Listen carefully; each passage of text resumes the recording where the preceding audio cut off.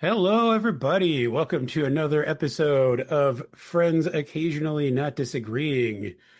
This is Joe, and joining me tonight we have Cody and the world's biggest Swiftie, Brett. Stuff witches. As usual, let's kick things off tonight by talking a little bit about some things we've been up to recently. Would either of you gents like to go first? I could. I mean, I haven't been on in here in like forever, it feels like. So I have lots of things I could talk about. Uh what- it's just unfortunate that I was kind of excited and planning on joining in on like the alien stuff for Spooktober stuff that we're doing. And I was like, oh yeah, I got that with my Disney Plus plan. And I, I found out no, in fact, I do not. Uh Oh, I don't have the full package for like Hulu and everything. I have just like the Disney Plus somewhat above average, basic plan that like gives you some Hulu stuff, but not the alien stuff. So hmm. I I, haven't been I able to didn't even watch. know there were so many tiers of Disney Plus. Yeah, I didn't either, apparently. Yeah, I was gonna say Uh, worth mentioning. I think our Disney Plus had the Hulu stuff, but also did have commercials sprinkled throughout as well. Ooh. So apparently there must be a God tier above the tier we have as well yet. Probably. It's wild. The Joe Uh, tier. but since the last time I was on here, we have gone to two more concerts. It's been a big year for music in our family. And the first one I wanted to mention was we saw The Witcher in concert, Ooh. which was it was at the show we were at was at the Fisher Theater in Detroit, but they're actually doing like a tour of sorts with it. Um, and it's basically the soundtrack of the Witcher 3 game, but they it's not just like straight up the songs. Like they took the songs and like repieced some things together and kind of like it felt like the ad libbed some things, and Ooh. made like kind of new songs out of them almost. And then what was really awesome, which I think my wife knew this and didn't tell me on purpose. But the band who actually did the music for the soundtrack for the game, they were there playing the music themselves, Nice. with the or a small orchestra that was there doing it on their own. And I got to meet them afterwards and get a picture with them, so that was really cool. And the other one that we went to was the big Sleep Token concert that we I mentioned previously, which was like super stressful getting tickets for that and almost didn't get them. Had to go to Chicago to go to the show because Detroit sold out before I could get my tickets. Uh, but in the end it worked out because we my wife and I got to take a trip to Chicago, the city proper, which we hadn't done before, and really enjoyed that. We walked around downtown. It's really interesting because, like I say, that we saw the Witcher concert in Detroit, and like downtown, like around like the kind of old and like the business district there, like right around like Tiger Stadium and Ford Field and things.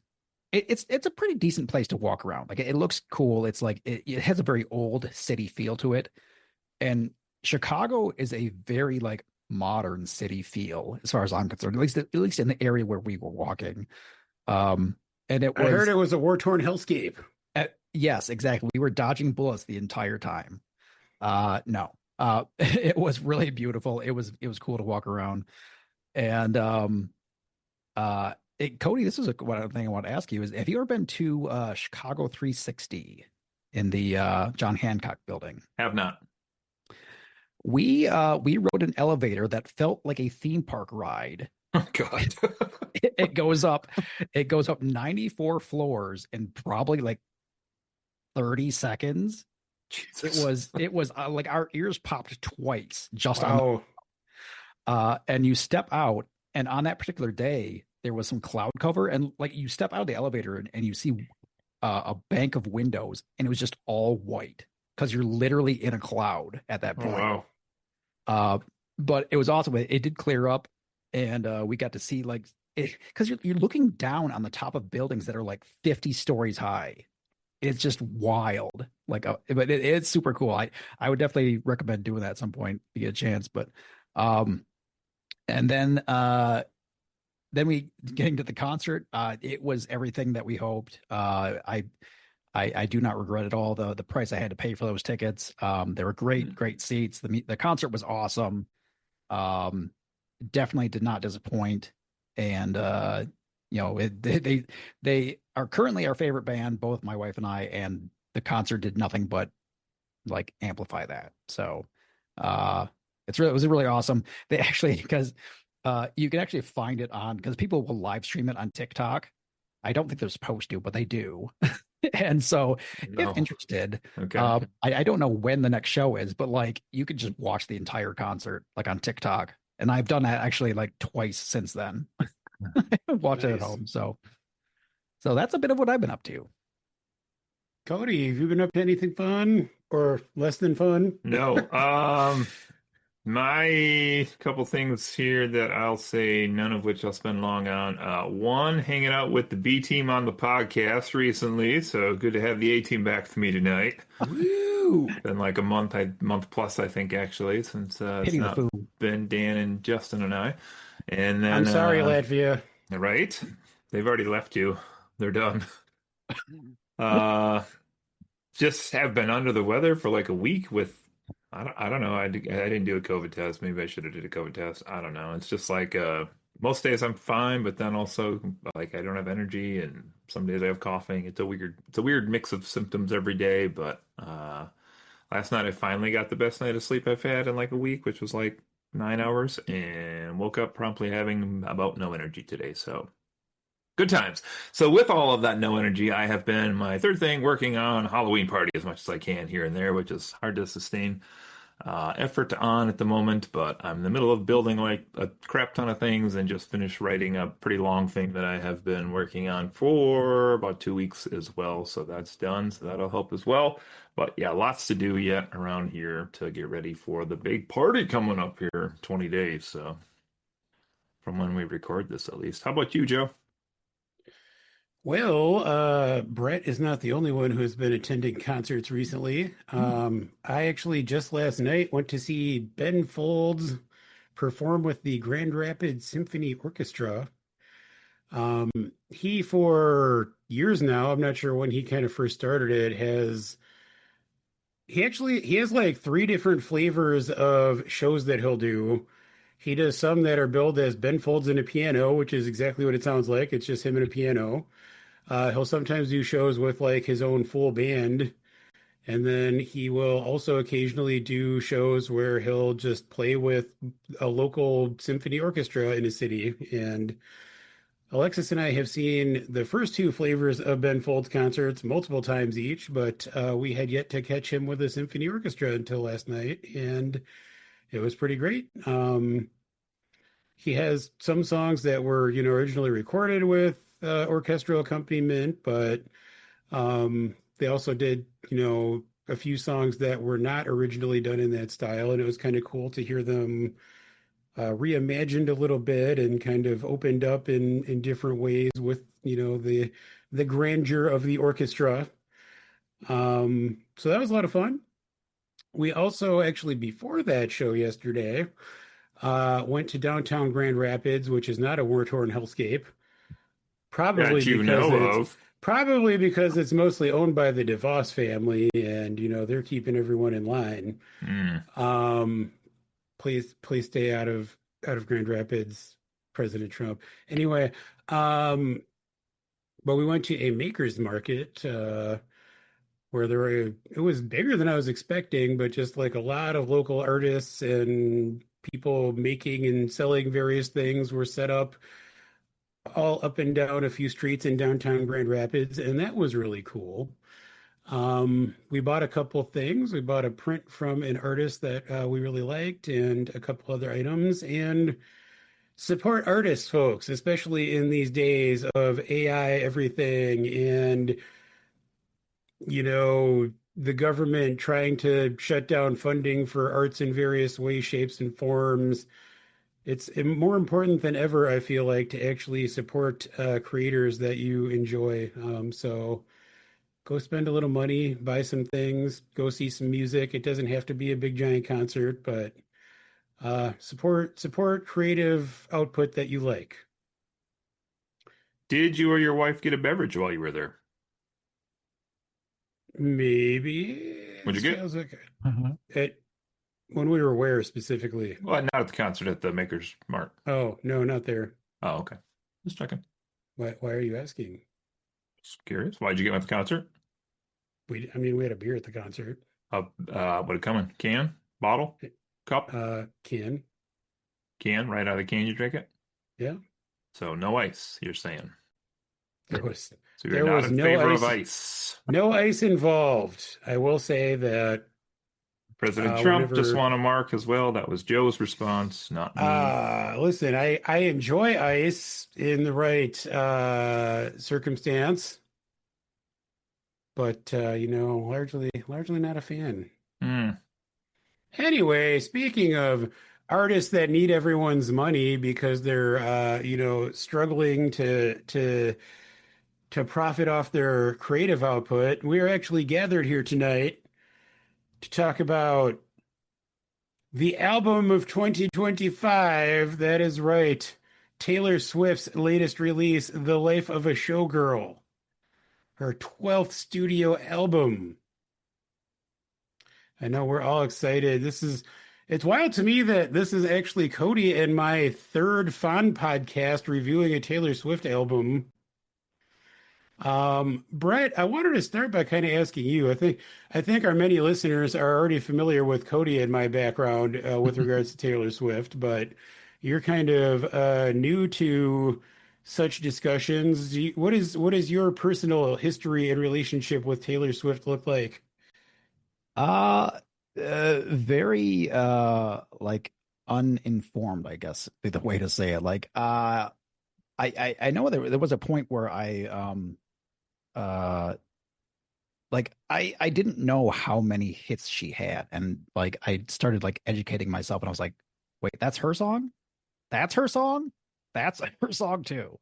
And I was just like, right, she's got like a lot of songs that I recognize as like big hits, that I thought were other people. And it like my wife is a big fan, so I get some like sprinkled in here and there. And but I mean, I have not, other than the last two albums, I couldn't tell you really anything like more about her career, other than like things I've heard about, just like kind of like scandalous type stuff with the music. And but Ooh, those are like her two worst albums. I mean, what? so yeah, that's what I would say is that I don't typically listen, but I'm passingly familiar. Cool. That should make for some interesting conversation tonight, I think. Well, I mean, just as a quick refresher for fondlers who may not have heard our past reviews, Cody is maybe the biggest Swiftie on earth. Mm-hmm. Um, he has been a fan since the self-titled debut. Yes, indeed. Um, Country Taylor's the best Taylor. yeah, he does feel that way, which is unfortunate, but he's known for his wrong takes. It's a mix of two things I love, country music and Taylor Swift. It's the best.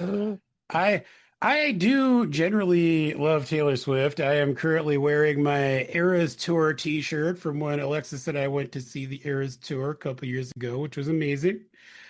Um, but we'll see whether my fandom carries through to this newest release. A little bit of quick background about this album.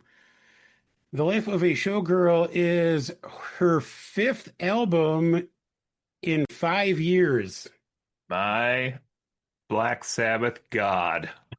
And that is not including the four Taylor's version albums that she has also released in that span of time, where she went back and re-recorded some of her earlier albums so that she could have ownership of them. I So if you count mean, those, that is 9 albums in the span of 5 years. to be fair, at the end, Ozzy also thought he did that, but he didn't. But he thought he did. So This is her first album you're working a with god. what? It's a lot of albums. It is so many albums. Some might say it's too many, but we'll talk about that. It's her first album working with producer and songwriter Max Martin and his partner Shellback since 2017's Reputation. Mm. Max Martin is a Swedish producer who has been responsible for like a lot of the pop songs of the past like 20 years. So when he's involved, things do tend to head in a more pop-oriented direction. This album was pretty much entirely written and recorded while Taylor Swift was in the midst of her Eras tour. I think she started writing it in like early 2024 and kind of flew back and forth to Sweden to work with Max Martin and Shellback between tour stops. And she has stated in multiple different ways and different outlets that she wanted this to be a straight ahead pop album. She basically promised that it was going to be wall to wall bangers, just like infectious songs that get stuck in your head and just going hard for the pop sound after her past few albums have been a little bit more varied in their approach. So, all that being said, let's talk about the life of a showgirl. I mean, I feel like I know the answer to this question, but did either of Terrible. you? Oh, sorry. No, we'll get there. Okay. Um, I mean, before listening to this album, had either of you heard any hype about it? Did you have any expectations going in? Like, where were you at heading into the life of a showgirl? The only thing that I knew about it was the title of the album, really. I hadn't heard anything about like how it was produced, like or like when things were written, or like what kind of topics might be on it or anything. I went in pretty much completely blind. All right. Cody, I know you have some actual Swifties in your family. Did you Yeah. hear any hype about this coming up? Yeah, I subscribe to all of the TikTok feeds that go into the theories about what her music's going to be about and colors on the tour and all of these little hints that she drops. All no, I don't do any of that, but some people Wow. in my family do. And I would say what I knew about this album was not a lot until it actually dropped. As a matter of fact, just earlier today, I realized the title of this album is not Life of a Call Girl, which is what I thought it was called. It is called Life of a Showgirl, apparently. So I don't know if you guys knew that or not, but it has a different implication, I believe. So no, I had heard that the person she was producing with, though, It's the was case of the golden idol, not the curse of the golden idol. oh, well, it seems pretty cursed. But yeah, I don't know. It's interesting. And then when the cover art came out, I was like, oh, this is kind of interesting as well. Like, what are we going to get with this? So Well, speaking of the cover art, we got I something. I have not actually looked up how many there are, but I was sure aware that this album was coming out because having made some past purchases from Taylor Swift's official store, I was getting what felt like an email every other day trying to sell me on a different variant of the album cover that I could pre-order. Like, dear God, there were so many. And I mean, we can maybe talk about this a little bit more later, but I started to have some concerns that maybe T Swizz is, a little too focused on trying to further her billionaire status and not so much worried about, putting out a quality product for her fans because literally like I think I pre-ordered the like third vinyl variant cover that they announced. And then a week or two later, I got an email with one that looked even cooler. So I canceled my initial order and Oh pre-ordered the no. other one. And then there were a couple more that were released after that. And then she did like the same thing with like CD versions. And then the one thing that kind of pissed me off is she had announced that so her past couple albums, she had done like different editions where you could like if you bought a different version of the album, it would have like one different song on it that wasn't available on the other versions. And she said she wasn't going to do that with this one, that it was just 12 tracks, that's it, period. And then after the album was actually released on Friday, she almost immediately announced that now she is selling some limited edition CD variants where Oh, each one has like not a new song, but like an acoustic performance of a different song off this album. Anyway, I think Taylor Swift might be a little bit of a predatory capitalist. But again, we can maybe dive into that a little bit later still. USA Today headline: Fans push back as Taylor Swift drops the ninth variant of Life of a Showgirl. There you go. It's insane. Mhm. I think this has already sold 3 million copies, which is more than her previous couple albums at least had sold in like their first month each. Wow. But I wonder how much of that is because people are like pre-ordering Hmm. multiple variants and things like that. There was also a theatrical experience in movie theaters this weekend, which I did not partake of, where I don't know entirely what it involved, but it was like the premiere of one of the music videos and some behind the scenes stuff from one of the videos. So she's really just trying to rake it in any way she can. She's coming up to Led Zeppelin, it says, overall. She's got five ahead of her still. Wow. She's homing in on the Beatles. That's her goal. But all right, Run, Paul, run! I mean, Paul's dead, but Can't run too fast then. all this being said, Run, let's George! discuss whether this album is worth all this hype and all the marketing and whatnot. Let's jump in with the first track titled "The Fate of Ophelia." Who wants to start our discussion of this one? Boom.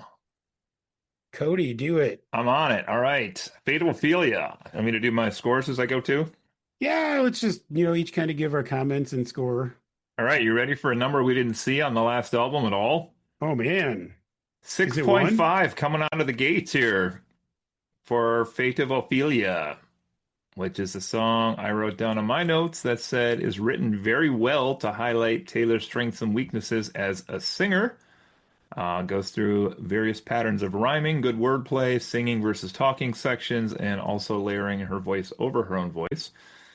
All of which manages to sound pretty cool and knowledgeable at the same time. Not a bad song, although, in a line you're going to hear me say a lot tonight, I wish it went a bit crazier at some point in the song, even if it was just in the chorus or the breakdown.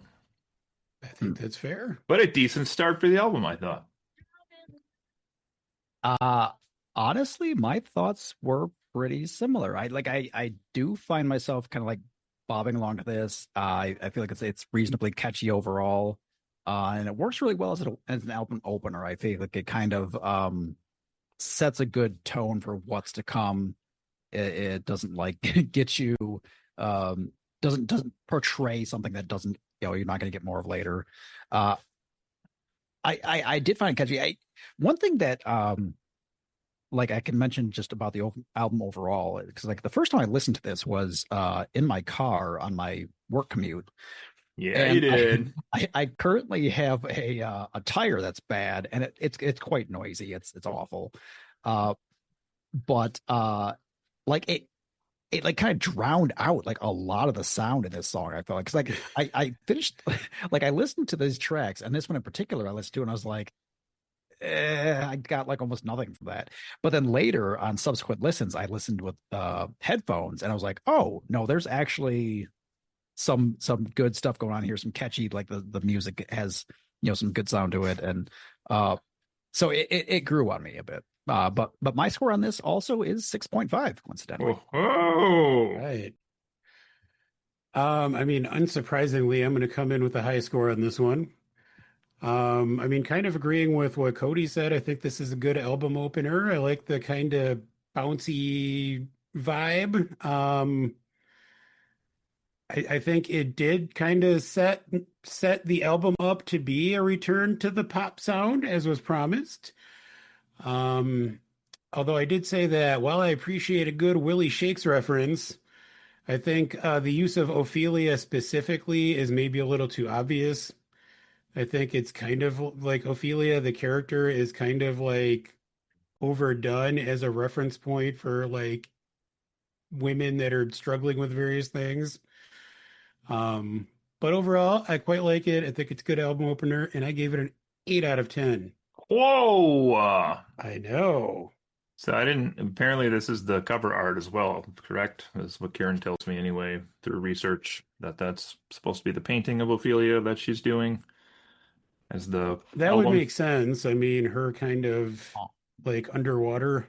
I promptly responded that I had art class for a zillion years and have never seen that painting. So she's yeah, like, I the couldn't tell you famous what it one. And I was. was Yeah, like, I don't know if I've no, seen that specific painting either, but don't know it. but I also who think I didn't even know the artist actually when we looked it up. but also when there are 10 different album covers, does it even matter? Like, Are That's a they good all question. different album covers? I don't know. Maybe they are. I don't know. yeah, so there are a number of different like the album covers are different on the different variants. I mean, the one Karen's referring to where she is kind of like underwater is Yeah. that's like the official main cover, but yeah, the like nine or however many different variants each have like a different cover image on them. Is one like a parody of the Nirvana Nevermind cover? No. Oh, that'd have been awesome. I'd have bought that one. Well, her penis isn't hanging out, so I'm not gonna No, Okay. but say. Travis Kelce's is. Wait, Heyo! what? There it is. We're not there yet. All right, track number two is Elizabeth Taylor. Cody, what do you got on that one? Elizabeth Taylor. Didn't like this song the first couple times I heard Elizabeth it, Taylor. but I liked it more the more I listened to it. This one I said has real hints of some of the earlier albums I thought. This one was one of the couple, there's like two on this album. This was one that really bothered me because it sounds a lot like a song that I have yet to be able to place what it is, and that annoys me to no end. Oh, there are several songs on this album like that. And I don't know, I don't even know if it's one of hers. I think it is one of hers I'm thinking of, but um, yeah, as I said, this one took a few times to grow on me, but it did, and I guess that's kind of the mark of a good song because if you keep increasing your score on it, that's probably a good sign for future earwormness, if you will. I also kind of liked the song title as a subject, even though it was maybe a little too on the point here as well, and even marked in my notes here that for as much crap as I've given Taylor Swift about her past relationships, at least she didn't get married a zillion times, so she's got that going for her. Overall, I gave this a 6.0. Looking at you, Ben Folds. Ben Folds has five ex-wives. Brett, what do you got on Elizabeth Many. Taylor? Uh this so again, like just kind of reiterating my how I listened to it the first time. Like I kind of passed over this one. And I was like, I didn't get anything from that. Uh, and then I listened to it again, and I was like, okay, no, this actually has got some really catchy bars to it here. And uh, one of the things that I noted on this album, just in general, which wasn't a product of my terrible tire on my car, is that there's at least 7 or 8 songs on this album that are pretty weak musically, I would say. Like it's just kind of like background music. It's not really adding anything to the songs. And this is not one of those. This is easily one of the strongest songs musically on the album. I really love the use of piano in this, as it just kind of like pops in once in a while and then it's like gone again for a while. And it has a really great effect in there. The chorus has like some real bite to it. It has like some attitude, which like Cody was saying, like is reminiscent of some of the older music that had some more energy to it. And I this is one I do have a slight problem with kind of like overuse of the name. Elizabeth It's the Taylor. same reason why I kind of like distance myself from songs like Uma Thurman or moves like Jagger. Like there's something about like idolizing a person who's well, I don't know. Is Elizabeth Taylor? She's still alive? I'd actually don't know. No, she died a while I think ago. she okay, but still feels like a current person, and it's like uh I don't know. There's something weird about songs like that I have a some sort of problem with. But I kind of managed to get past that to the point where I enjoy this song, and I think the vocals are really good. They're catchy, and as the music is good and works well together with them. My score on this is a 7.75. Wow. Oof. Wait, which version of the album did you guys listen to? The bubble scented one or The one that said Elizabeth Taylor. Wow. Well, this might be a first in fond history with one of the other hosts rating a Taylor Swift song higher than Oh me. my goodness. My God. I like this song. Although, as I have in my notes, this is where my concerns about the album start. I agree with what Brett was saying. Musically, I really like this. I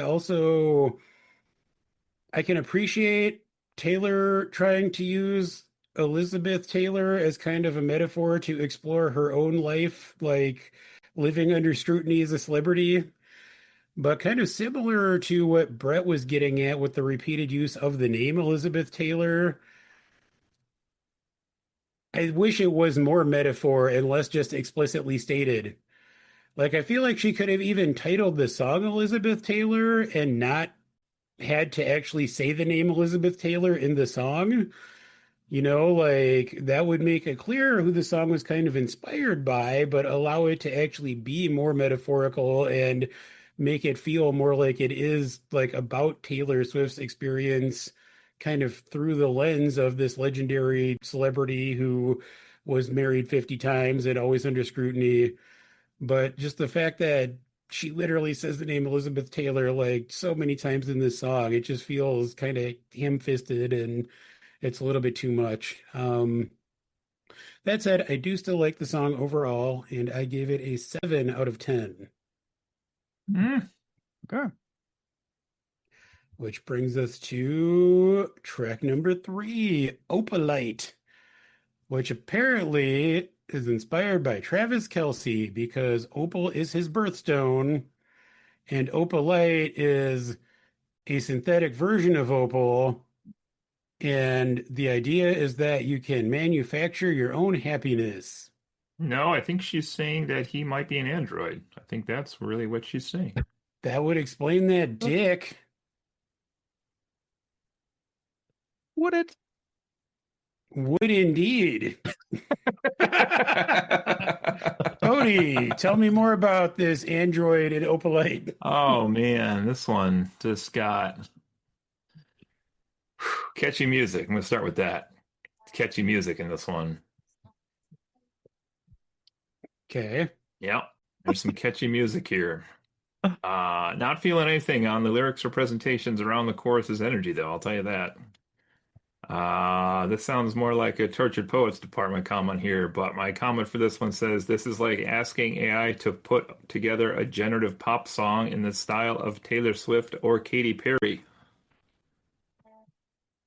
I mean, I feel like someone on this podcast has literally done that before, and maybe maybe the result was better than anything on this album. Who knows? As a result, this is it's not a good Taylor Swift song, and it's a barely passable Katy Perry song. So I give this one a 5.75, which, if you're keeping track, is the third song we're going downward in score here for. So All right. Hmm. just as a pattern to follow.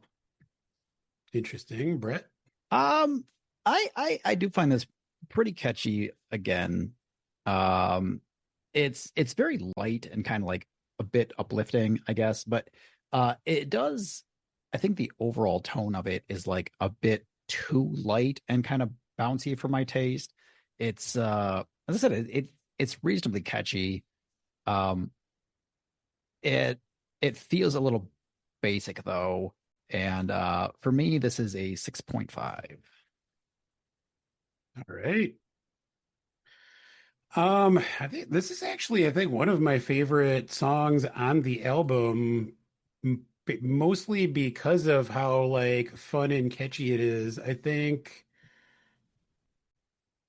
I mean, I was gonna save this until my final thoughts on the album, but considering Taylor promised this as, a pop album full of bangers and memorable whatnots, I don't feel like there are really a lot of standout like hooks or really memorable choruses on this album. And for me, at least, this is one of the few where like I have had this kind of stuck in my head since the album came out. And I mean, I lyrically, it's not like super deep, but I kind of like it. Again, it feels kind of fun and light. almost reminds me of something from like the 70s or early 80s, which is kind of, I think, a recurring theme on this album, weirdly. Um, but yeah, I actually ended up giving this the same score as the first track, 8 out of 10. Oh, for the record, self-professed Taylor Swift fan, my wife said Ophelia and Opalite are her current two favorites. Well, seems like Karen and I may have some things in common. Well, it's going to bring us to what is definitely going to be everybody's favorite track on the album, track Hmm. 4, Father Figure. Who's got the biggest dick? It's the subtitle in parentheses. My dick is so big is how it's officially listed. Is it Cody, actually? what do you got on this song? Taylor's got the biggest dick. I mean, I think that's the point of the song, honestly. By the end of it, it feels like it's a reversal where she's like, I am the father figure, I have the biggest dick. I am the father figure now. All right. Look at me, I have the biggest dick now. So this one, I'm curious to see like her hardcore fans, which is not me, but I'm curious to see what they think of this song because when I started to listen to this song, and then I think I listened to the album once normally, and then subsequent listens, I'll always listen with the lyrics on, and I'm just like, just move on, Taylor. Just move on. Like, we get it, and you won, and you got your music back. You're in a new place. Like, you're the billionaire now. You won. But Like, he thought his dick was bigger, let it but go. Like, then it's over. but then her dick was bigger. But let it go. Like this to me was like I need a 12th song for this album, so I'm gonna go back to a topic that I've tread on before many times, and I'm gonna go to this one again. If you want someone to let it go, you need to Uh, not listen to Taylor Swift. this was not great. I gave it a 5.0 overall. I will say that when she pauses and actually sings the line "Leave it with me," I think that actually does highlight her voice better than almost anything else in the song, at a minimum, possibly better than some of the other songs on the album at all. But it's just like, I don't know, to me, and again, maybe a true Swiftie feels differently, but to me, this was like pretty low hanging fruit for her to create a song around. I don't know. 5.0. Leave it with me. I I also like I think it was just like it would be an okay song, but like I have to dock it some points for the overuse of the dick line. It just I know this is a point that Cody you've made in the past too, but it feels like it's vulgar for the sake of being vulgar. Like Ooh. like she's clever enough to write a lyric that says the same thing without just straight up saying dick like over and over. Um You got a whole song and about it here, Brett. Come on. like It's true. I think it would have played like really well if she had used different wording, like for the first I don't know if there's three choruses, three times she uses it. I feel like there's three.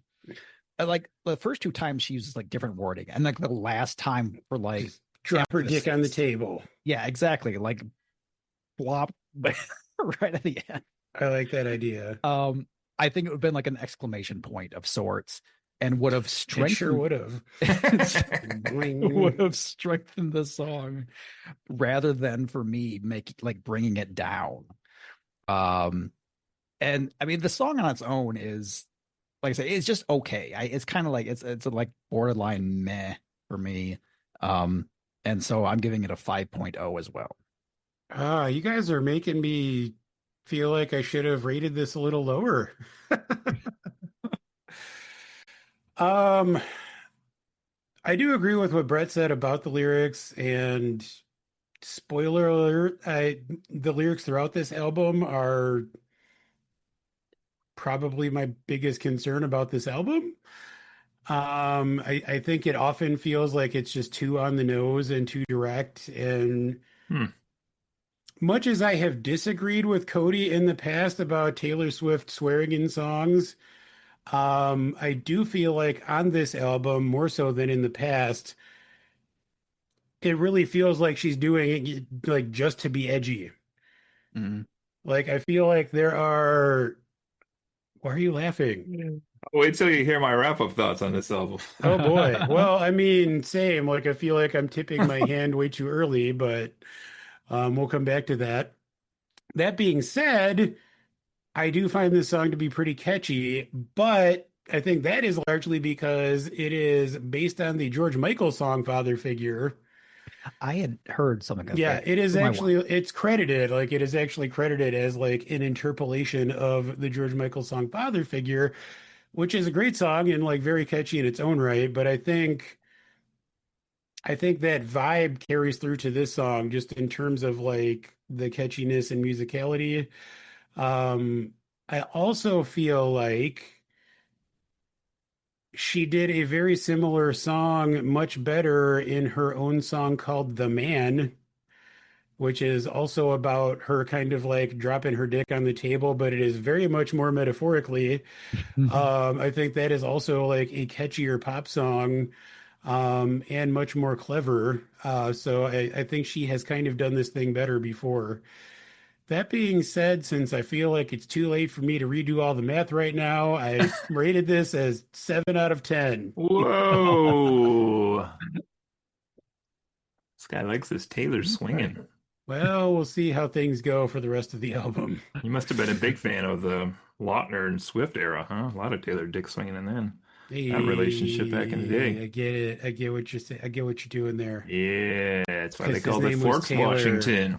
Oh, what about track 5, Eldest Daughter, or as I like to call it, The Scientist by Coldplay? Oh, that is not a fair comparison because that song is good. All right, let's talk about this one. Track 5, which I'm told by self-professed Taylor Swift fan, my wife, that song 5 is supposedly the one that has the deep meaning on every album because it's Taylor's lucky song number or something along those lines. It's not great. It's boring. It's boring, I said. It's boring. All right. I gave song 5 a 5.0. But I did note in my notes that it didn't do a lot for me, but boy, I can sure tell that she thinks highly of it. So it's got that going for it.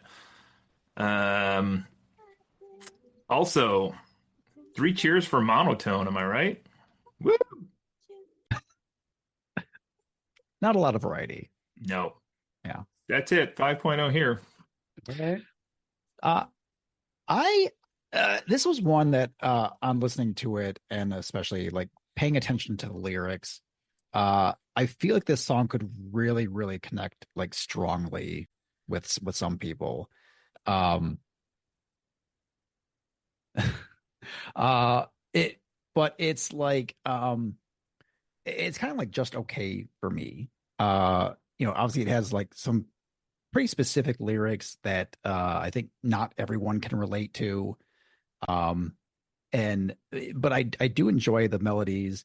As Cody said, it's not very. It doesn't have like a breakdown or thing that really switches it up much. It's kind of the same throughout, but it sounds pretty, and I feel like it's got a good message, even if I don't relate to it myself necessarily. And so this for me is a 6.25. Ooh, getting down to the quarters now. All right. I love a good ballad. I like that this is different than most of the other songs on the album. I like the even though I do feel like the chord progression is very similar to the Coldplay song The Scientist. I like that this is mostly just the piano and her voice. Musically, the song is probably the closest to her album Folklore, which is my favorite album of hers. I do think there is a good message in the lyrics, but I don't think the lyrics are as strong as they could have been. I feel like for some reason, again, like I don't have a problem with the language necessarily, but like the line, I'm not a bad bitch, this isn't savage, like it just something about it just doesn't sit right with me. Ooh, yeah. Um, so yeah, musically I like it. I do like the message. I like her vocals on it. I just think the lyrics are not quite there. That being said, I do still really like the song, and I gave it a 7.5. Whoo. which Man, is gonna bring us to possibly another high point of the album, Ruin the Friendship, track number fact. 6. Cody, what do you got on this one? All right. As we know, Taylor is known for her, what do I want to say here? Thought-provoking is not the right terminology here, but like the deep lore behind her lyrics that she puts into these songs. This song gave me the single biggest question of anything on this album that I took away, which was which 50 Cent song was it? That was my That's biggest fair. question I had leaving this album. I don't know if we can find the answer to this or not, but if I ever interview her, I will ask. This is one that, by about the third run through of listening, I will say started to grow on me a little bit more. Did feel a little bit repetitive lyrically, even especially for a Taylor song, I guess I would say. But I think if there's nothing else I've learned through listening to songs over and over on this podcast through the years, it's that apparently I like songs that are repetitive, which I never have really realized until we've analyzed so many on here. But that's obviously not a bad thing for me. Most of my songs I like actually have a lot of repetitive lyrics. So I did enjoy this one a lot. Um, I gave this a 6.0, which was, for my ratings, this was a little better than a lot of the songs. Um, I don't know. Do you remember how sometimes I think Joe, maybe you and I did the Chapel Roan episode, Yeah. and a lot of these artists have like this crutch or this trap that they fall into with their songs where they kind of repeat that little technique over and over. And I'm starting to see that one of hers is definitely like she finishes the song and then there's like 2 seconds of a pause and then she'll repeat that last lyric again as if it's going to like give it more emphasis this last time Yeah, I or could see something. that. So this one Yeah. had that on there as well, but I did enjoy the song. 6.0 for me here. Wow. What about you, Brett? Yeah. Uh, I the biggest takeaway I had from this one was just like smacking us in the face with the sad lyrics on this one. Uh, He died, you guys. You guys, he totally died. it was kind of like it was a gut punch. Like the first time I heard it, I was like, oh shit, that's pretty damn sad. Uh, and just the song in general, as someone who like I definitely have a bad habit of like hanging on to the what ifs in life. Um, not even necessarily regretting things, but just like wondering like how would that have changed? You should have kissed Cody that one time. Exactly. They I didn't know. play 50 Cent. That's what I'm saying. Damn it. And so it all kind of hit me in that regard as well as kind of the switcheroo on the ending there. But overall, I think it's great storytelling, which come back to more at the end, but a well written story and some good melodies in here. This is a 6.5, 6.75, sorry. I'm You just guys, gonna I'm so follow up here quickly, go Joe. ahead. Sorry to interrupt you, but I Yeah. did a little more research and I think I have it narrowed down to either the song Wanksta from 2002 or the song Poppin' Them Thangs from 2003. Not I sure hope which it was one. the latter. Could I hope be. it was the latter. I'm kind of excited, you guys, because I think this is where I drop my first bombshell of the evening. You were the guy. I kind of hate this song and gave it a 3 out of 10. Oh, Whoa. true. Okay. This feels like a parody of a Taylor Swift song to me. It is like Taylor Swift mocking Taylor Swift. Like it's the whole like high school, will they, won't they? It's like, I mean, she's done that 5 million times. And then the twist of the friend dying at the end feels like it comes out of fucking nowhere. Like she just throws that in there just to try to like get an emotional response out of people or like Mm. put that twist on her own formula that she has beaten to death. And it does not work for me whatsoever. Like I kind of fucking hate this song. So it is a 3 out of 10 for me. I think you're ruining the friendship as we speak. Well, maybe we should throw some 50 Cent on and see what Boom, happens. boom. There we go. Speaking of getting romantic, Ooh, let's move on to track seven, which is actually romantic. is it though? Well, you tell Yeah. me, Cody. Um, this might be my favorite song on the album. What? I don't know. Has some fun melody to it, that's for sure, and some good sing-songy lyrics. And who doesn't love a good lesbian love affair? Okay, maybe it's not about that, but still, really good beats on this one. Actually, I will go so far as to say this song has the second best beat of any song on this album. Ooh. Um, this is a song that like passably could have been sung, and I probably mean that in the literal sense by Avril Lavigne, but it kind of sounds like a song that would be a little more up somebody else's alley here. And this is another one where like I gave this a 6.0 overall, but like I just wish like even in this song when she's like mocking this person who's trying to be a biatch to her, like mix it up, like go hard at some point, like just scream or like have an emotional range at all in these songs. So she could have gained more points on this one, I feel like, but here she is at 6.0. Uh, I I do really enjoy. It kind of has like a '90s like girl punk vibe in this song, especially in like the latter half. Um, and again, this is one that has it's really strong musically, which kind of sets it apart from other songs on the album.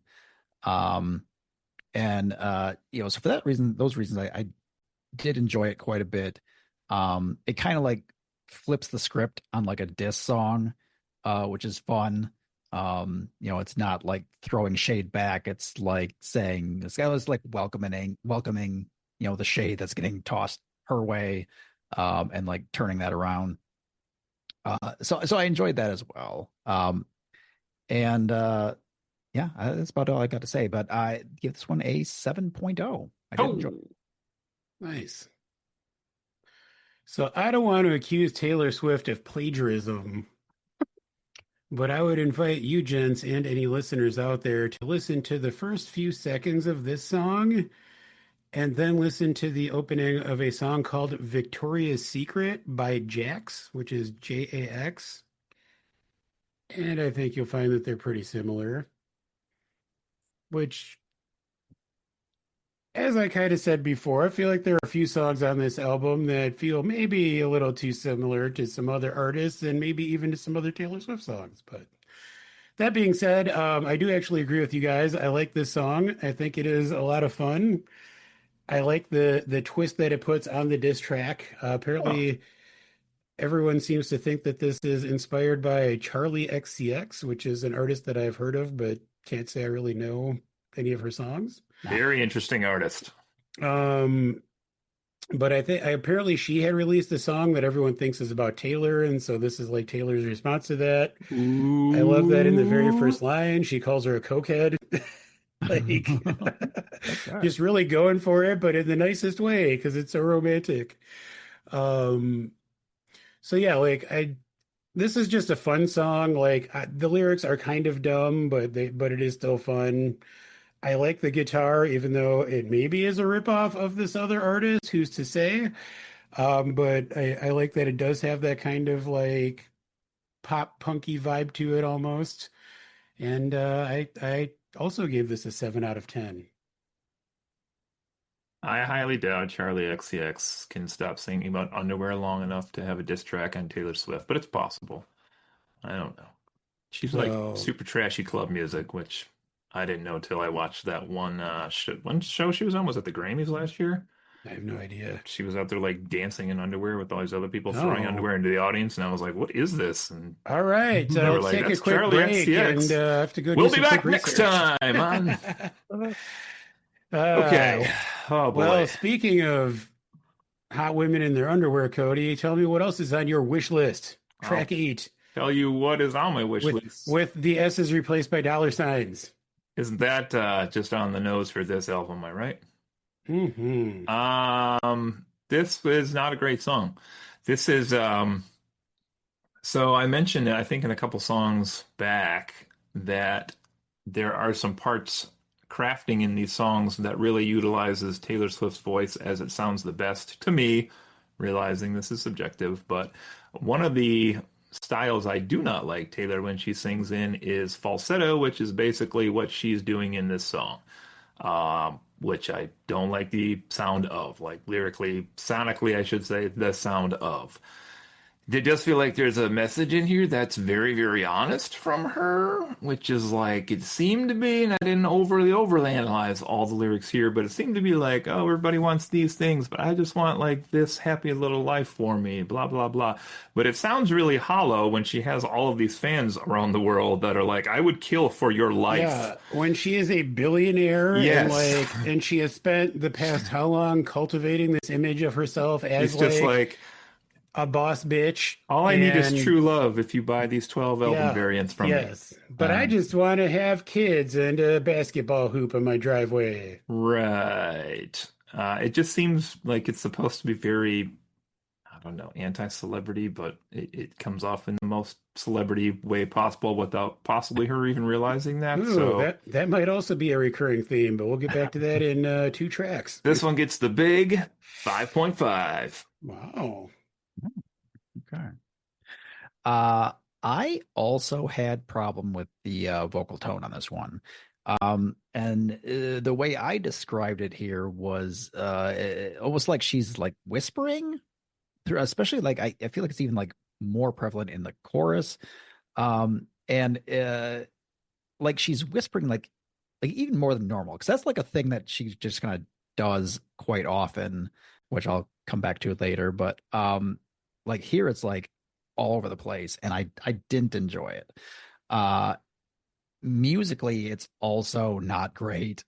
And that all contributed to this being my least liked song on the album. Wow. Um, didn't really find it catchy, didn't the message didn't have anything for me. It's a 4.0. Oof. All right. I'm just going to read exactly what I had written down for this track. Snore. We get it. You're happy and in love. You could probably write a more interesting or more creative song about it. 4 out of 10. Just think if this song had had a lyric that was like, but your brother's hotter, and just threw it in there. Just think of like how spicy Something. that could have got, right? It needed something, man. Hmm. All right. Well, are we even ready for track nine? I my eye still hurts from the last time I tried to listen to it. I'm All right. erect for the song. Oh man, I am so I got some wood. So track nine is called Wood. Yeah. I will say before I ask you gents for your reactions, the one positive that came out of this track is it launched a plethora of meme reactions on the internet. Ooh, okay. I Uh, haven't seen I those. bet, yeah. yeah, basically various people saying that on Friday when the album came out, no one was having a better day than Travis Kelce. But Cody, what do you think about Wood? I mean, maybe she doesn't have a lot to compare it to. But anyway, wow, yeah, this is, I'll tell you what, let me just start with this. Move over Alice in Chains because there's a new best song with the title Wood. Am I right? Am I right, guys? Oh, you're not. No, No, no. no. Um, First comment on this one from the first listen through. Really not sure what to make of this one. Subsequent Apparently comments on she this wasn't one. either. Hey, right? Get ready for this bombshell. Here it is. You're gonna agree with this. I know you are. This song has the catchiest beat on the album. There it is. It's good stuff. This could have been the crowd pleaser, if only it hadn't been quite as ridiculous as it is, unfortunately. Um, the lyrics are just kind of all over the place. They're playful, they're goofy, but they're just okay. Um, it almost kind of sounds like an 80s song to me, a little bit.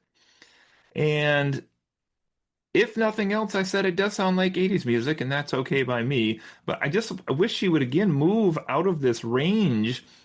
Like I don't, my wife tried to explain this to me, so I could be, this is stupid white guy talking here, but she said she wanted this album to have a certain vibe to it. I think she hit that vibe, if that's the vibe she was going for, but it is Yeah. such a small range on this album, and this song is like the perfect encapsulation of that, where I said like, See, that's interesting. I mean, sorry to interrupt, but I no, was just reading an interview with her where she was saying that she feels like every track on this album is its own era, no. which I mean, I agree Oh, with you, what? where like I feel like at least most of the tracks on here do have a similar vibe. I Yeah. mean, I would argue this one to me feels more 70s. It almost feels like the music in the background almost reminds me of like a Jackson 5 song or something. Hmm. I mean, it Yeah. has I could has yeah, I can see that. good Yeah, definitely. comparison. Yeah. It's got the most going on in terms of like the beat and the rhythm, I feel like. It almost Yeah. sounds like a Janet Jackson song or something to me a little bit, but so I like tried to put this into words here, and this is my really problem with the whole album, where I said like if we had a continuum of music, and over here at 1 is Michael Bublé, and over here at 100 is Slipknot, Taylor Swift operates right here in the 30 to 70 range, typically on an album, but this album, she's in the 50 to 60 only range, and there's just like no variety to what it sounds like. That being said, this was still one of my more enjoyable songs on the album, just from how it sounded, maybe not the overall bizarre content of it, but I did give it a 6.5. So, Uh, I honestly similar thoughts. I like right out of the gate, it does have the music sounds very fun and just feels enjoyable. And I was like, oh, this is gonna be a really cool song. I mean, I'm gonna this is gonna be great. And then like vocally, it's very catchy as well, and like fun and poppy in a way that isn't off-putting to me. Um, and I was like really enjoying the overall sound. And then we, then we get to like uh that last line of the chorus. Um and I still feel like polaxed about it. Like somebody hit me right between the eyes with a redwood tree. And like I'm still not over it. Um like I can't take the song seriously, which I mean there's lots of other lyrics going on here that are just playful and not necessarily a serious song. But the overall effect of her saying that she opened her thighs, um, it lost me a bit, and I still it's almost like a parody song, and I don't know what to do with it because it sounds fun, but I'm also like I don't know. It just has me in a weird spot. So I gave it the appropriate rating of 6.66. Mark of the All Beast. right. Girls, I don't need to catch the bouquet to know a hard rock is on the way. And baby, I'll admit I've been a little superstitious. The curse on me was broken by your magic wand, etc., etc. Forgive me, it sounds cocky. She does emphasize the cock. He amatized me and opened my eyes. God damn, this song is terrible. Um, no, I mean, I agree with you guys. Like, I agree with Cody. Musically, this is maybe the catchiest song on the album. Like, it is great. The overall sound is a lot of fun. I read a review of this album that was critical of this song and described it as a single entendre. I think I think that is entirely accurate because it would be one thing if we knew that this was supposed to be like a parody song, but it feels like she's trying to be clever and playful and like it just does not come across that way. It just feels like it completely misses and it's just way too like obvious and straightforward. And it's like, okay, she's enjoying the dick down she's getting from Travis Kelce. That's cool, but again, you can maybe have written a better song about it or like, written some more clever lyrics about it. Um, And I feel like and I think you guys probably are gonna echo this as well, but like I feel like it needs to be pointed out that it's not because it's Taylor Swift and it's a woman saying these things. I would have the same reaction if like some dude was saying like, "Oh, I had this raging boner," like Well, I Like, mean, I don't want to Cody, hear that. yeah, I agree. Well, I mean, Cody and I did a review of the Chaperone album, and this just occurred in my brain. Chaperone has a song called Red Wine Supernova, which is very much about like a lesbian sexual awakening, and I think is a much better song than this and has much cleverer lyrics, including a line about a magic wand. In her song, she says, I heard you like magic. I've got a wand and a rabbit, which, for those who don't know, are both like types of vibrators that women can use. But like in that context, it's like a clever play on words. This is literally just kind of like, I love Travis Kelce's dick. Right. I like his redwood. It splits me open. I don't know. But like I think there are other songs that exist that are like sexually explicit, but like Yeah, there's are a more, million songs that are yeah, but about like are sex. clever and like actually show some like artistry and skill and are not this song. Yeah.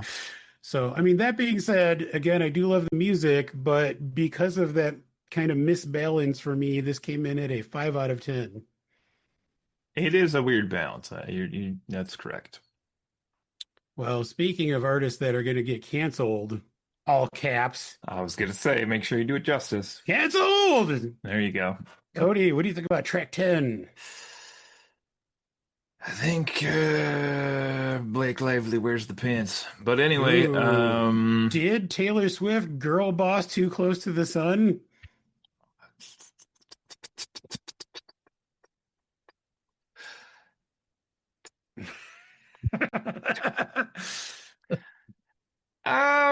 so I didn't love this one. I'm gonna be honest. And it's funny you just mentioned Chapel Roan because there's a hot take coming on this one. So here we go. Oh boy. Yeah, this is another one that I just wish like musically there is some stuff going on here.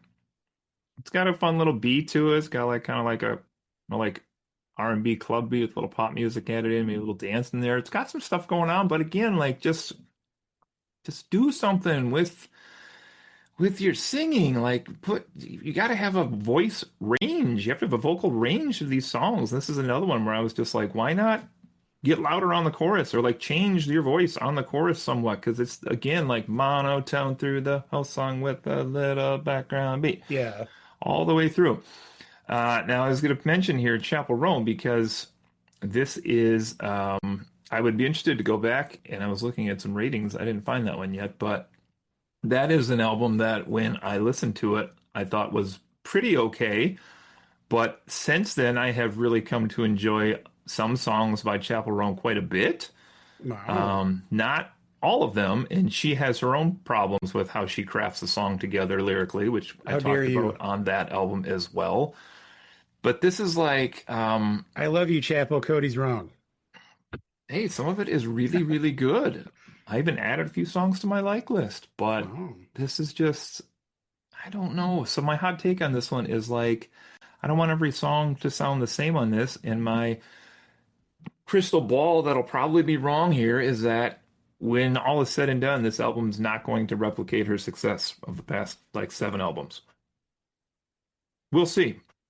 Do you mean in terms of sales or cultural impact I think or? both. I All right. honestly think both. I think this is, I don't want to say the beginning, the end, because she's still pretty young. She's got a lot of time to make different types of music, but I don't think this one is going to be as well received long term as some of her other ones have All been. right. That being said, I just pre-ordered 3 more. So what was your score for canceled? Oh, I gave it a 5.0. All right. Okay. So this was interesting because on first listen, I like almost passed this off as like another meme song because especially after just hearing her sing about her thighs over and over. Um, like I looked at the title of the track and I'm like right away you understand what it's going to be about. Like it's it's obvious, and I kind of was like thinking it's going to be kind of cringy, and I'm like, but the more I listened to it, the more I kind of started to appreciate different parts of it. And this is actually currently my favorite song on the album. Wow. I like that it has some attitude. It You doesn't. just like the chugging guitar. It does have a bit of guitar. It it has some attitude, which I feel like the album needed more of in general. It doesn't necessarily. I think Cody's right. It doesn't come out like necessarily vocally she's not changing her voice in a way that's like more aggressive, but it does have some attitude in there. Um, and I do find a lot of it catchy in its own way. It's not like Cody also mentioned like almost like a club sound to it, and I think it's like not poppy catchy, but it has its own thing going on. And it has some like orchestral sounds in there too, which I really picked up on and really enjoyed. They're probably all synthesized. They're probably not like actual instruments, but they sound really good to me. I really liked that they were in there. Um, and all in all, I really like it. It like has like there's like a wafting of darkness around it, which I enjoy. I enjoy a good wafting. So for me, this is an 8.0. Wow. Have you ever smelled a redwood? Ew. I don't know that I want to be that close to it. You don't have to get Ew. close. I don't. Ew. Well, good night, folks. There it is. Oh man, Cody, what was your score on this one? 5.0. Well, I'm actually gonna meet you right there. I also gave this a five. Mm. Um, I I actually like the music on this one. Like I kind of agree with a lot of what Brett said. I like the vibe. It does feel kind of dark and foreboding and moody, and there's kind of I like that there's, kind of like that chugging guitar going under a lot of it. That's Hetfield. Um, He's a guest on this. but I just feel like lyrically it's kind of problematic. Like I've joked about the line, "Did I girl boss too close to the sun?" But that is an actual lyric in this song, and it just feels weird and terrible. But also, the song is ostensibly about like, her not caring about controversy surrounding some of her friends and how she just wants to like hang out with people that look hot and wear fancy shoes and designer bags and whatnot. And I don't know if a billionaire singing about those things really feels great in the year of our Lord 2025. It feels a little bit tone deaf, I think, especially when, spoiler alert, especially since she's been with Travis Kelce, a lot of people close to her are Trumpers. And it just feels a little bit icky, maybe. Honestly, before the album came out, I saw someone speculating that because the name of this is in all caps, maybe it was going to be a reaction to Donald Trump, who famously likes Mm. to post on social media in all caps all the time. And I think that would have probably been a much more interesting song. But as it is, it just is something, it just kind of rubs me the wrong way. It just feels a little gross, I think. That said, I do like the music, so I ended up giving it a 5 out of 10. Which brings us to the penultimate track, Honey, Cody. Honey by Mariah Carey. Oh, I wish. Yeah, I do too. This song is just okay. Pure bubblegum pop. Have you guys ever, this would be interesting to look up. I don't know how you'd ever find the answer to this trivia question, but what's the longest a song has ever gone before getting to the chorus if they're singing the whole time? Not like songs that have 3-minute musical intros or anything, but like how long is the longest verse before it gets to the chorus for the first time? Because this one tops in at about 3 minutes. And you would think there's something more coming, like maybe a banger chorus. Just no, it's the end of the song. So that's it. This isn't it, just for the record. So you can scratch that one off your list if you're trying to figure that out. But my comment for this one was maybe you shouldn't put out some music if this is the music you're putting out. Ha! Think we might end up agreeing on this one. That being said, I apparently overscored this one and gave it a 5.0. Well, Brett, what do you think about Honey? How sweet is it? Well, I was listening to this and writing some notes last night, and I was sitting there listening to it, and I wasn't sure what to say about it. And my wife asked me if I would prefer this song over Real Honey, and I said I would not. 6.25. Wow. 6.25. You must like Wow. real honey a lot then. What do you put? What do you give real honey? Oh, that's at least a 9. Yeah, honey's Oh wow. delicious. Okay. Yeah. I don't eat enough honey. That's a real gap. All right. I am going to once again read exactly what I wrote down for this song. Is this the laziest song Taylor Swift has ever written? I don't know why this one rubs me the wrong way, but it just feels like a nothing burger of a song. 2 out of 10. Ooh. Ooh. It's just there's just nothing to it. It's nothing. Like it's just I, it's nothing. Like there's not a catchy beat. There's not. It's just bleh. I mean, I Cody, I forget which song it was, but Cody earlier said like it felt like she needed a 12th song for the album. That is this song for me. Like, yeah. um I mean I agree. There's like it doesn't feel like there's a lot of substance here. I do kind of like I find it pleasing to listen to, which is why I gave it my number. But I didn't know what to say. I literally didn't know what to say about it. Yeah. So I was like, oh, okay. Well, boys, it's gonna bring us to track 12, the grand finale, the titular life of a showgirl featuring Sabrina Carpenter. Cody, I can tell you're excited. I know this is your favorite track on the entire album, and also you really love Sabrina Carpenter. All right. Let's So hear about it. first fun fact, if you go to 2 minutes and 37 seconds and play the song backwards, you can hear Post Malone right at that point. So be ready for that part when he jumps out at you there. All right, on this one, this is a really interesting one, Jill, because you have talked about some music sampling that took place, possibly some of which was attributed, some of which was not. I enjoyed the background beat of this song the first time I heard it in a Beyonce song, so that should set a lot of our listeners off right there with that one because it's almost beat for beat. Um, Another artist I don't particularly care for. So there we go. I don't have a horse in the race, is what I'm saying. This is kind of like an interesting ending here, where again she's going back to this theme of like how hard it is to be a call girl, showgirl. Sorry, I keep messing that up. Sorry. How hard it is to be a showgirl. And Elizabeth Berkley did it okay. So True. I feel like this is supposed to be, or maybe it's not supposed to be intentionally a satirical ending to this album, but it definitely is. This is another one where she's kind of saying like, it's not all great to be famous, but again, like she has literally a billion fans who would gladly trade places with her and take all of these qualms with life that she's talking about here. Um, I liked the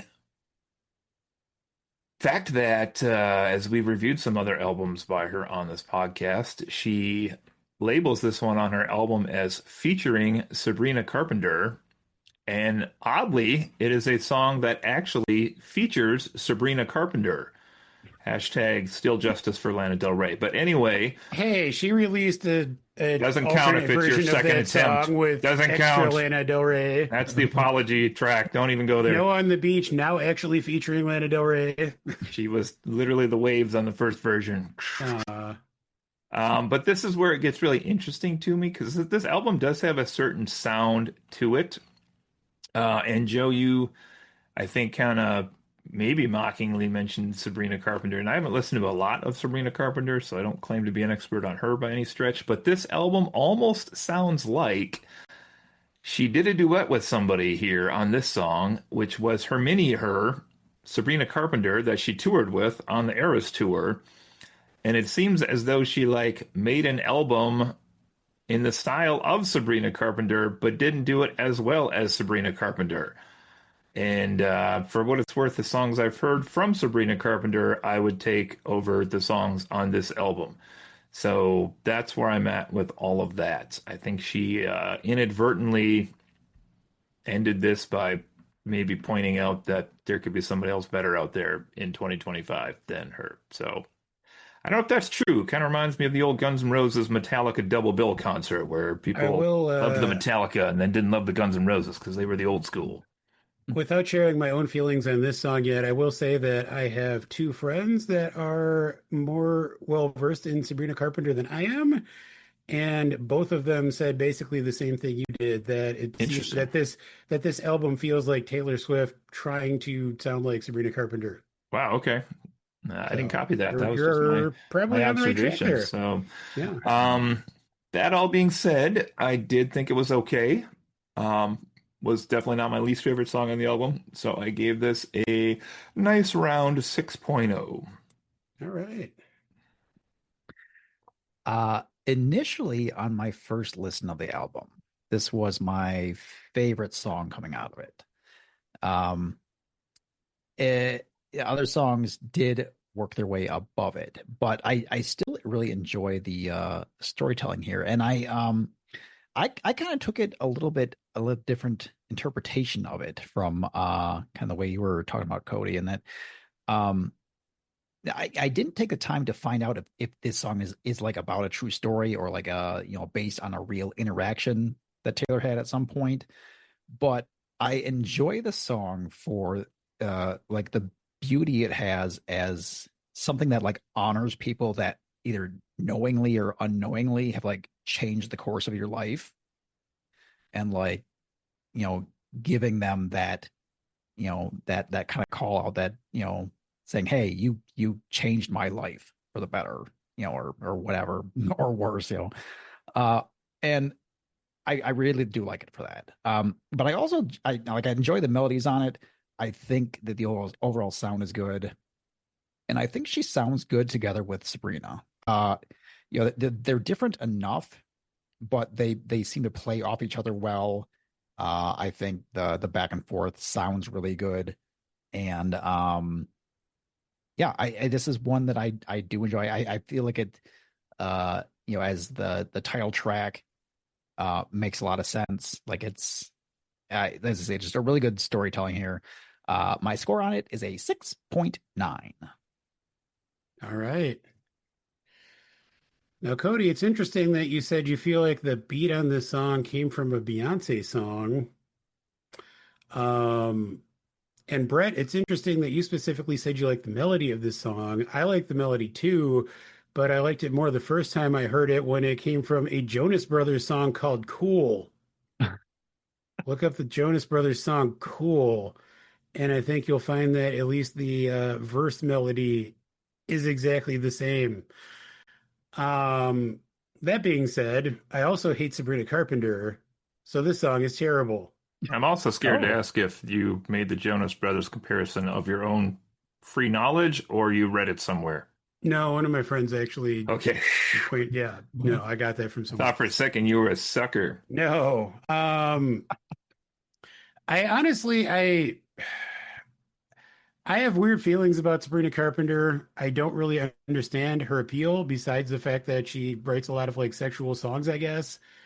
I don't like her voice. I feel like she has like no power behind her voice, even less so than Taylor Swift.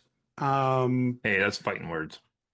I know. I feel like when she comes in on the second verse of this song, it kind of risks ruining the song for me because her voice is so weak. Um, I also don't know why suddenly there are like country style steel guitars coming in when she starts singing. It's That's true. weird. She was in Girl Meets Um, World, Joe, so I've heard. which I didn't know till like 2 weeks ago. Very awkward. I will say I like one or two of her songs that I've heard, but I still don't really love her voice and I don't know why she's the thing. But that being said, I do really like the song overall. Um, I feel like the song is very theatrical, which I guess is appropriate given the subject matter, the life of a showgirl. It almost feels like it could be in like a Broadway musical or something. Like this song alone almost feels like it has like different acts within it, and then it kind of builds to this grand finale. Um, there's like a bridge that kind of comes in like two-thirds of the way in, and I really like that. And then it kind of comes back to the chorus that we've heard before, but with like more music and more of a beat under it, and it's I think slowed down a little bit, so it has a little bit more impact. But I like how it's structured. I like it overall. It's just the Sabrina Carpenter of it all that I don't super love. That being said, I did give this song a 7.5 out of 10. I think it is one of the better songs on the album. So, that being said, before we get into final thoughts and final album ratings, I wanted to kind of just look at what our aggregate scores just based on the average of our individual track ratings are. I did not keep track of that for anyone, so hopefully you have your own. I do.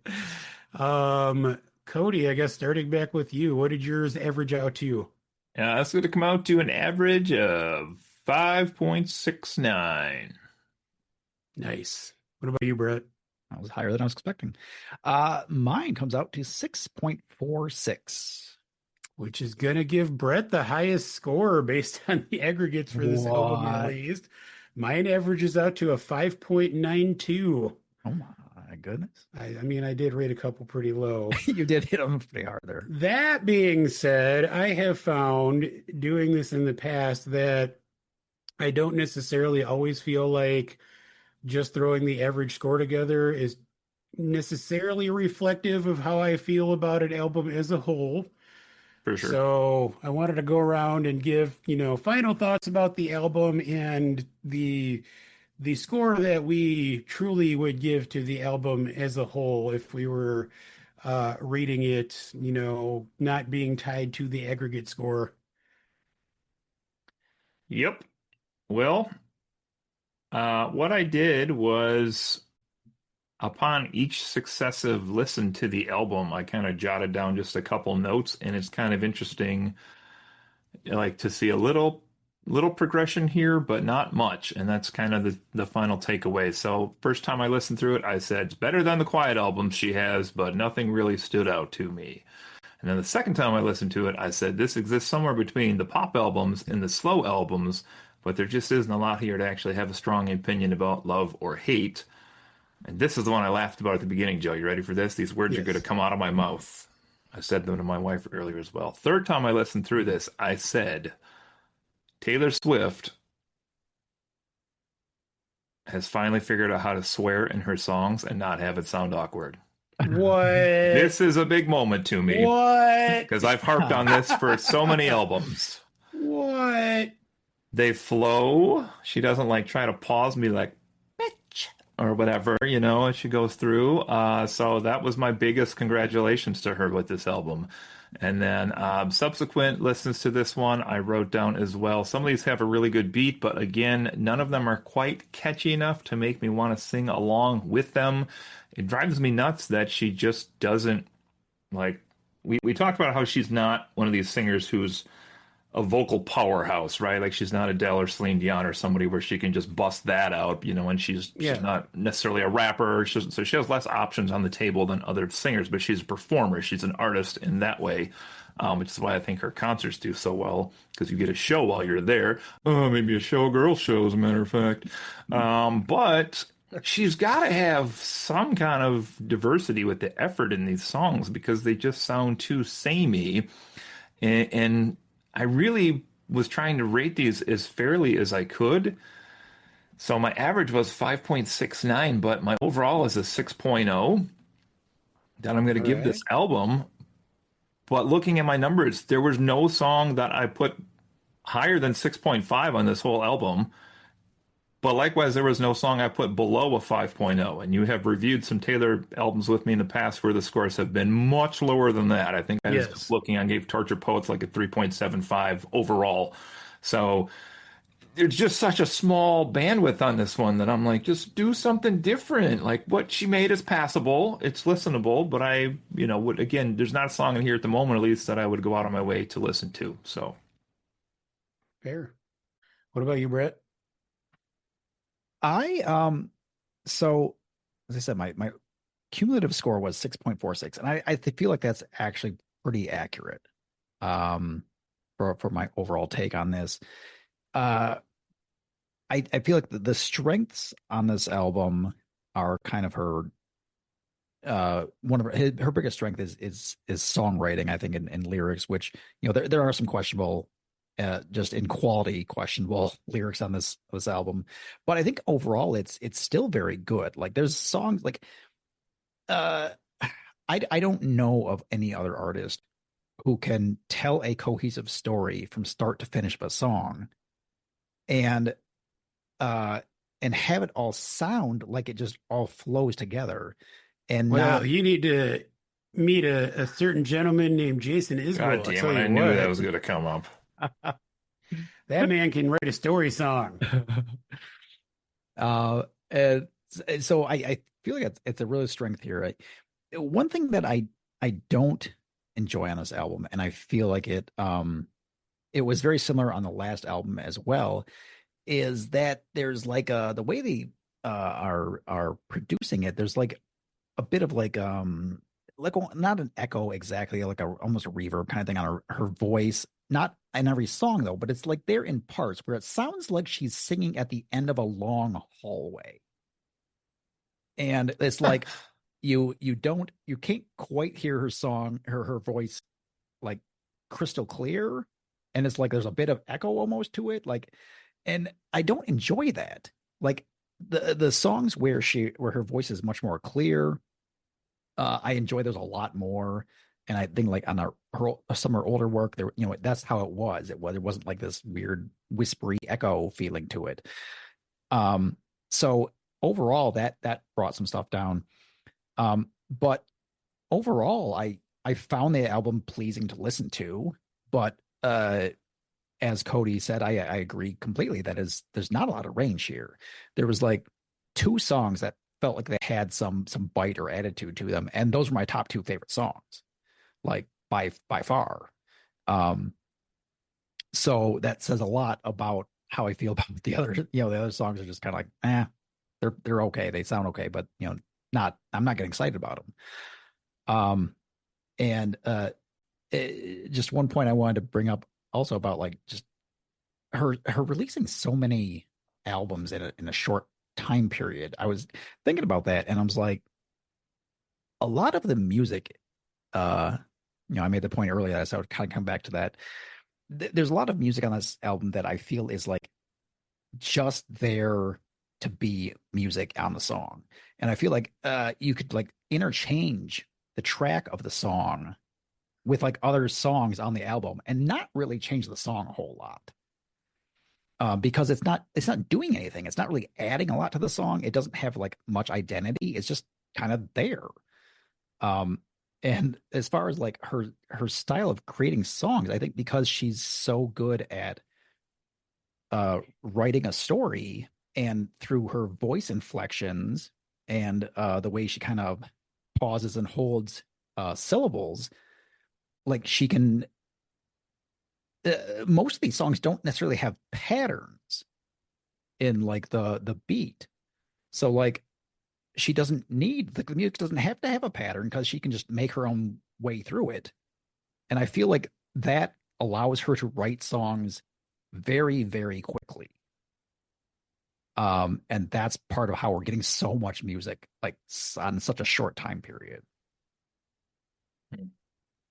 But yeah, overall, I would give this exactly what my cumulative came out to is 6.46. All right. I agree with what a lot of what you guys said. I overall this is an enjoyable album. Like honestly, I will probably continue listening to it. I wouldn't really be mad if, any of the songs on this album came up randomly in my algorithm. Um, but I know Taylor Swift can do better.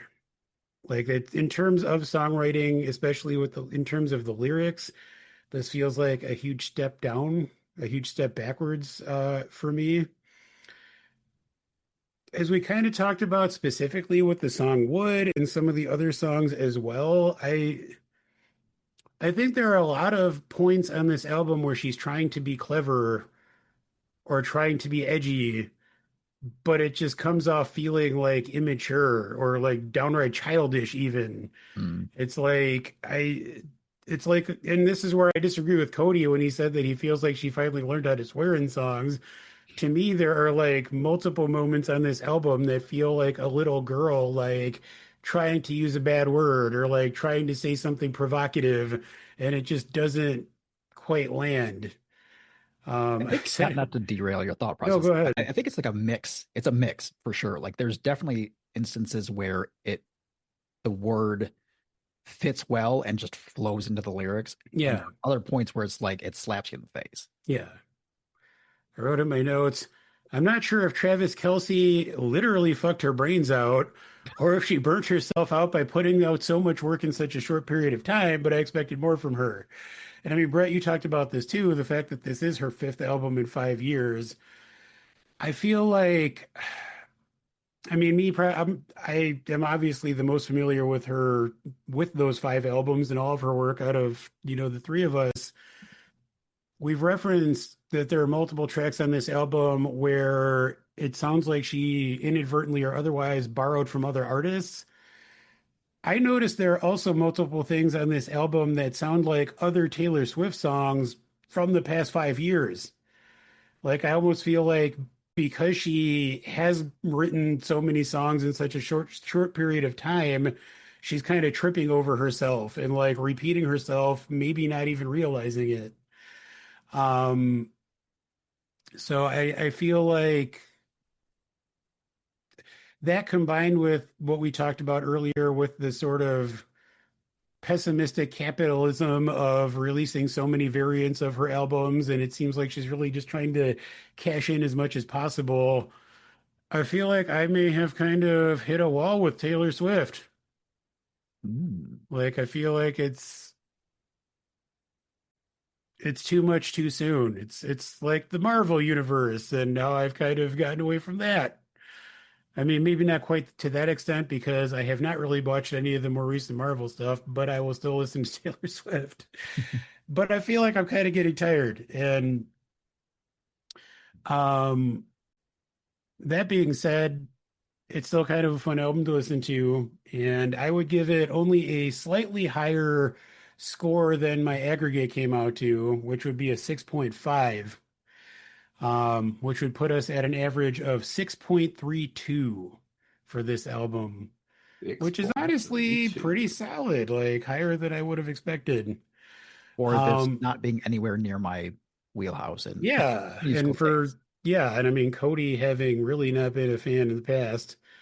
I mean, that being said, I this is her 12th album. The Swifties will know that 13 is Taylor Swift's lucky number. So her 13th album is gonna be a big deal. And I honestly, sincerely hope she takes a couple years off. Like, go away for like 3 or 4 years and live some life. Getting railed by Travis Kelsey out of your system to some extent. Um, and maybe that's part of it is she wrote these albums so quickly that she hasn't really had enough time to process the changes that have happened in her life.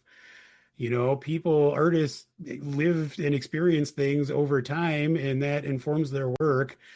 And I think by nature of the fact that she has released five albums in 5 years, it's like she just hasn't literally could not have had enough time to really gain perspective or like have anything really new to say. Yeah.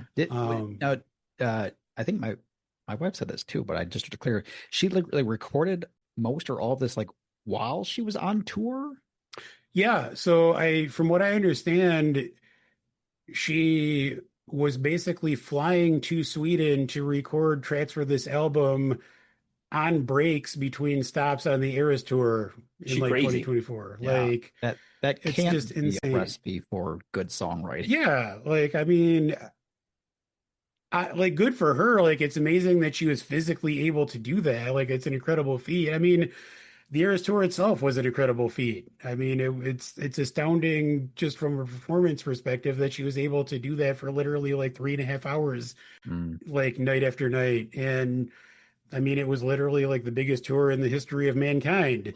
But to be trying to write and record a new album in the midst of doing that is kind of insane. yeah, it seems like And she would have been much better off like, you know, right, yeah, right, because it's on your mind, write it while it's yeah, like in your head, and then like record like a melody that comes to you, and then like go back and perfect it later when you Yeah, have time to do exactly. it.